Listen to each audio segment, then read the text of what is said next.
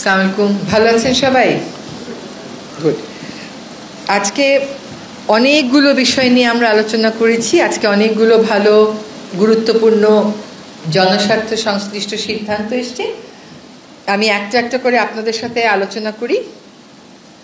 আলোচনায় যাবার আগে দুটো কথা বলবো যে আজকে যে সিদ্ধান্তগুলো এসছে তার মধ্যে দুটো সিদ্ধান্ত দুটো কমিশনের যে রিকমেন্ডেশন ছিল সেই রিকমেন্ডেশনগুলো বাস্তবায়নের উদ্যোগ হিসাবেই গ্রহণ করা হয়েছে। একটা হচ্ছে আমাদের বিচার বিভাগ সংস্কার কমিশন আমাদের সিভিল প্রসিডিওর কোডে কিছু কিছু পরিবর্তন আনবার জন্য সুপারিশ করেছিলেন।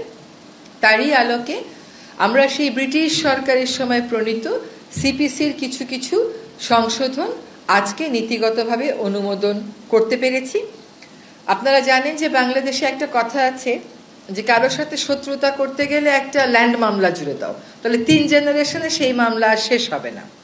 তো আজকে সেই 3 জেনারেশন যেন না লাগে, 1 জেনারেশনেই যেন মামলা শেষ করা যায়, সেই জন্য সিপিসির কিছু সংশোধনী আনা হয়েছে যাতে করে যারা বিচার প্রার্থী তাদের সময় কম লাগে, তাদের টাকা কম লাগে। অনেক সময় আমরা যারা উকিল আছি তারা নানান অজুহাতে বিভিন্ন সময় নিয়ে মামলার প্রক্রিয়া বিলম্বিত করি, সেটা যেন না হয় সেরকম কতগুলো সিদ্ধান্ত এসছে।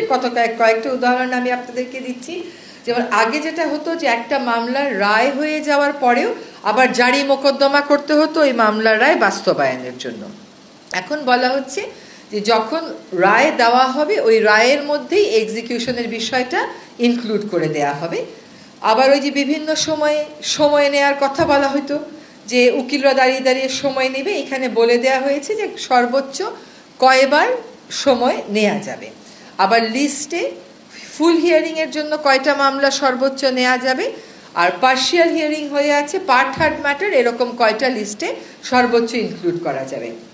বিচার প্রক্রিয়াটা আমাদের অনেকাংশেই এখনও সেকেলে রয়ে গেছে।